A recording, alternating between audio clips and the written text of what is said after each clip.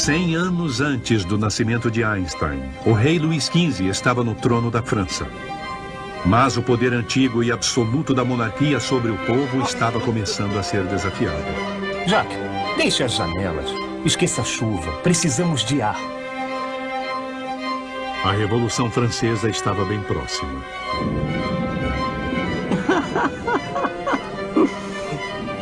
Essa foi a era do iluminismo, quando os intelectuais acreditavam piamente que a evolução estava na ciência. E eles achavam que uma das suas primeiras tarefas era racionalizar e classificar cada tipo de matéria para poderem ver como tudo interagia. Antoine Lavoisier, um jovem aristocrata rico, decidiu assumir essa tarefa para ver se havia alguma ligação básica entre todas as coisas da vida diária, todas as diferentes substâncias do mundo.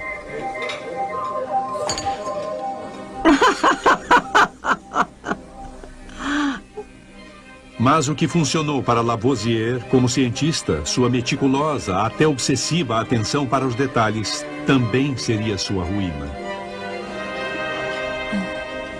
Senhor Lavoisier, se meus olhos não me enganam, o senhor está consumindo muito leite esta noite. Primeiro, o senhor tomou um copo de leite. Agora está tomando uma tigela com leite. Quer passar para um prato de leite?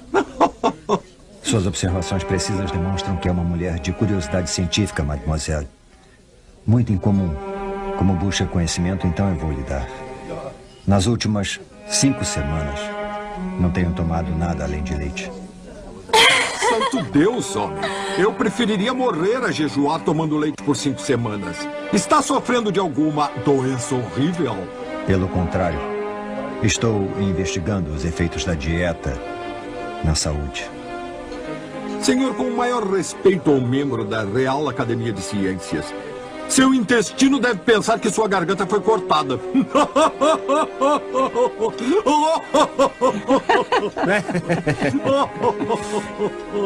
Ao passo que seu intestino, senhor Conde, sem dúvida está solicitando à Academia uma ampliação da sua garganta. Marianne, como ousa insultar o Conde?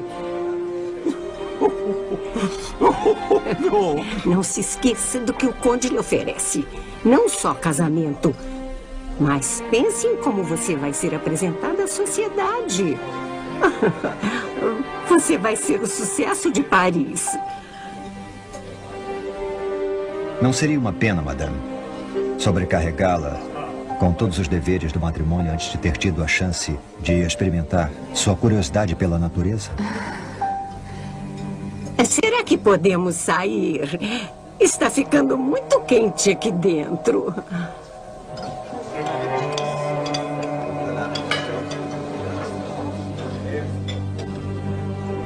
Planeja mesmo se casar com a Merval? Há um plano sim, mas não é meu. Então devo fazer planos para salvá-la.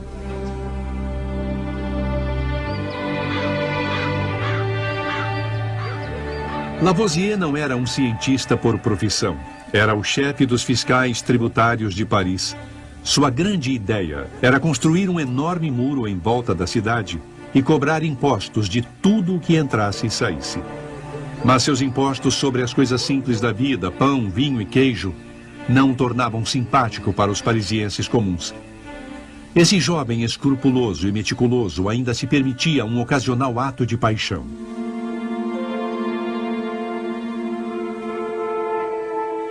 Em 1771, Lavoisier se casou com Marie-Anne Pauls, a filha de seu colega de trabalho.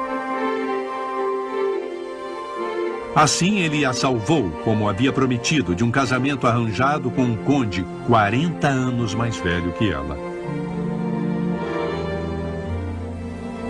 Permita-me demonstrar uma coisa.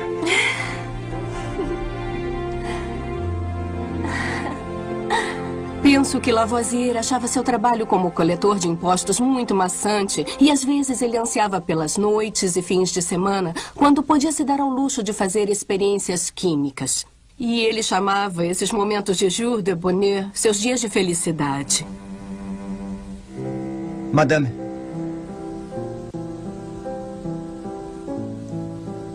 o que vai acontecer se eu pegar uma barra de cobre ou ferro e deixar lá fora na chuva, Meses a fio, Madame Lavoisier.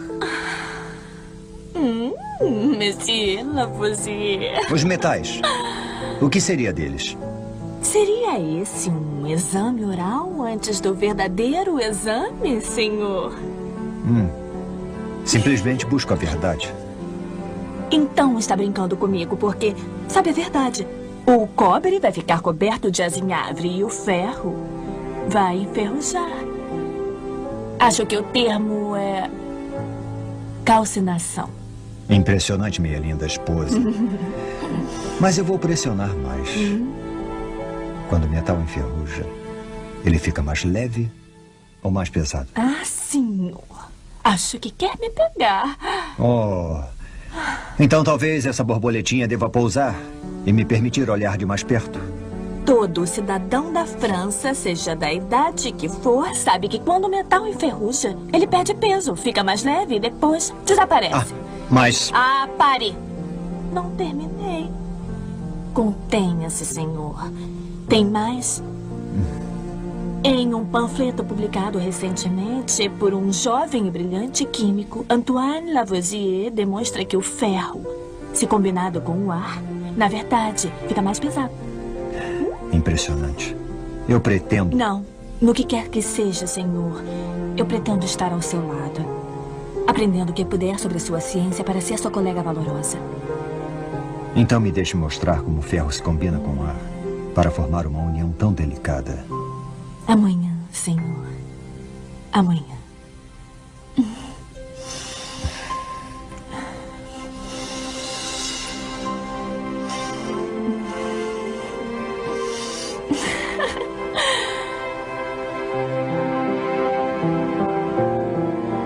Marianne aprendeu química ao lado do marido, mas logo buscou outros meios para contribuir com seu trabalho. Ela aprendeu inglês para poder traduzir trabalhos científicos contemporâneos. Teve aulas de desenho para poder registrar em detalhes forenses as minúcias do seu trabalho juntos. Ela dirigia o laboratório deles e era a relação pública da Lavoisier Incorporation. Era o centro de todo o esforço de pesquisa. Monsieur, que coisa horrível de se dizer. O senhor é muito atrevido. Por aqui, por favor, senhores.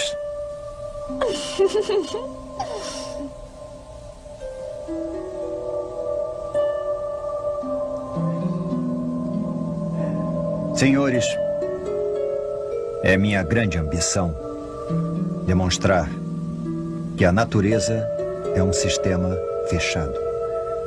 Que em qualquer transformação, nenhuma quantidade de matéria nem massa se perde e nem se ganha. Por aqui, por favor.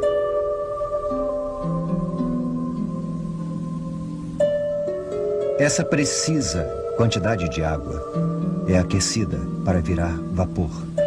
Esse vapor é posto em contato com uma barra de ferro em brasa envolta em carvão.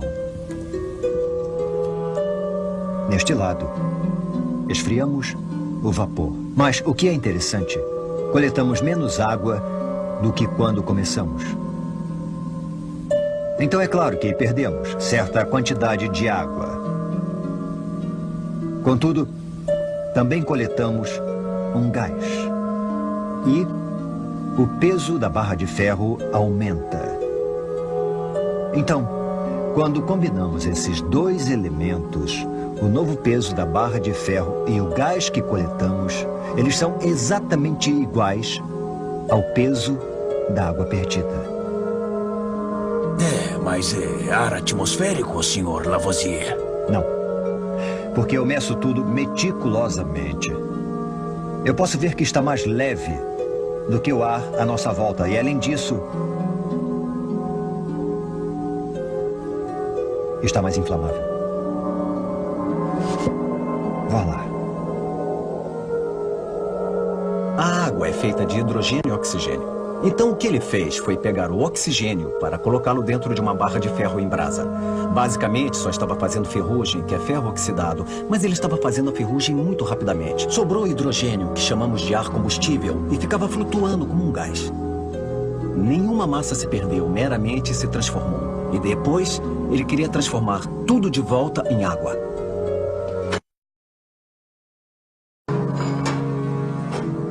Isso é só o começo. Nos próximos meses, eu espero demonstrar que posso recombinar esse ar combustível com o ar vital e transformar os dois novamente em água. Eu vou recriar exatamente a mesma quantidade de água que foi perdida aqui nesse processo. É minha esperança completar o ciclo: água em gás e em água. E não perder uma gota.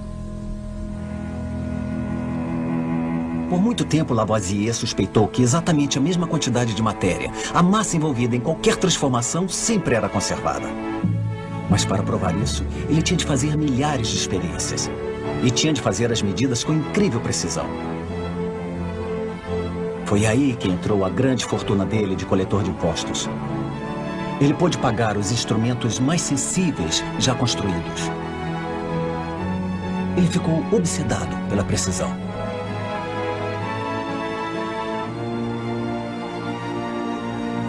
Mas os métodos exatos de Lavoisier também estavam começando a irritar a crescente multidão de parisienses famintos e desencantados. Antoine? Antoine! Ah! Acorde, Antoine! Desculpe. Que horas são? Está quase na hora de receber o Sr. Marat. A academia lhe pediu para avaliar seus desenhos. Ele alega ter feito uma grande descoberta. Ah, Antoine, você se esqueceu? Ah, meu Deus. Outro charlatão com uma ideia para vender. Deus me dê paciência.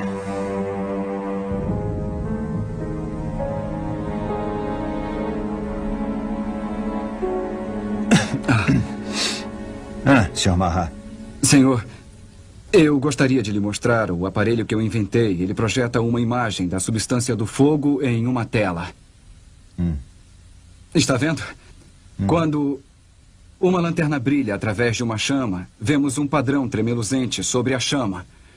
Meu aparelho torna a substância do fogo altamente visível. O senhor coletou essa substância do fogo? O senhor a pegou e mediu? Ah, não, mas pode-se vê-la. Eu lamento, mas na ausência de medidas exatas, de observações precisas, sem raciocínio rigoroso, só se podem fazer conjecturas. Então isso não é ciência. Eu não sou dado a conjecturas, senhor. Não. Se me der licença, eu estou extremamente ocupado hoje. Obrigado. Então é isso? Tenha um bom dia, senhor!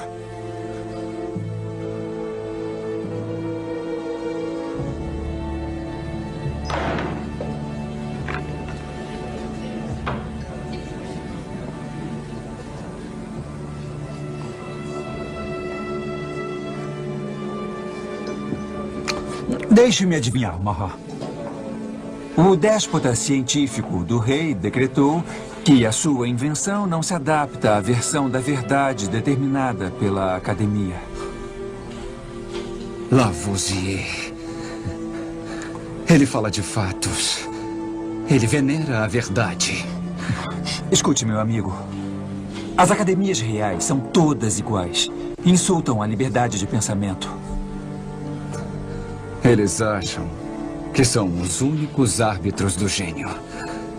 Eles são totalmente podres. Assim como todos os outros tentáculos do rei. O povo é que determina o que é certo e errado. Não se preocupe. No meu próximo panfleto, eu vou expor esse seu perseguidor.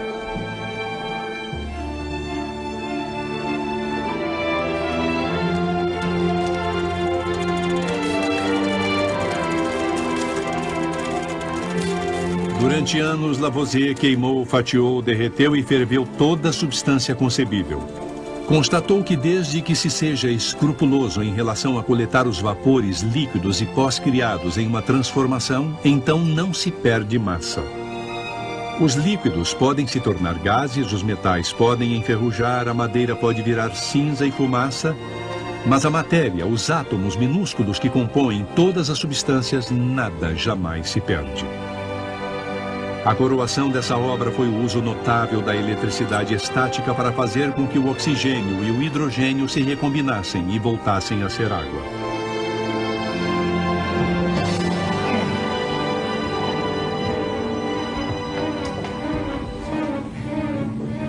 O que está acontecendo?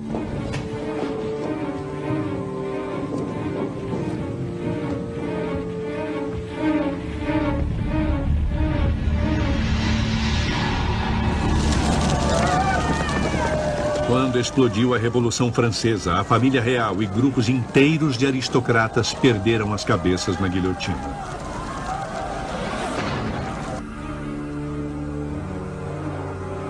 Para os revolucionários franceses de 1790, Lavoisier significava apenas uma coisa. Ele era o coletor de impostos desprezível que tinha construído um muro em volta de Paris. O trabalho de Lavoisier como coletor de impostos o deixou sob suspeita. Ele foi denunciado por um cientista fracassado que tinha virado jornalista radical, Jean-Paul Marat.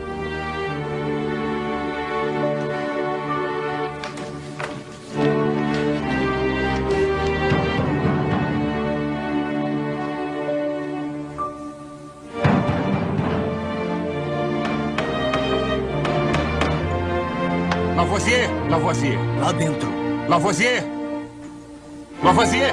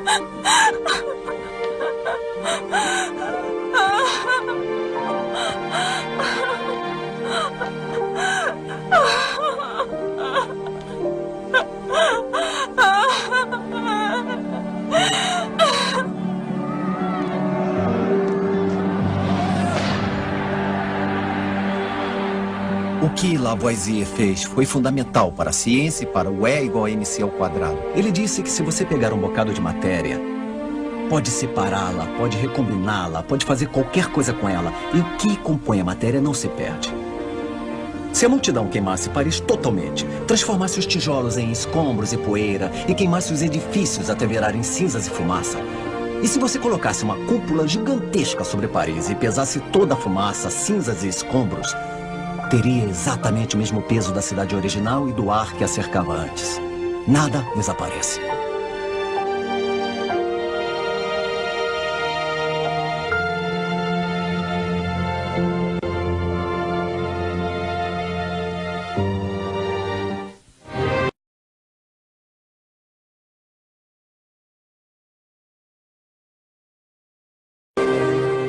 Um século depois, toda a natureza era classificada em dois grandes domínios. Havia a energia, as forças que levavam objetos, e havia a massa, a matéria física que compunha esses objetos. Toda a ciência do século XIX baseava-se nesses dois poderosos pilares. As leis que governavam um não se aplicavam ao outro.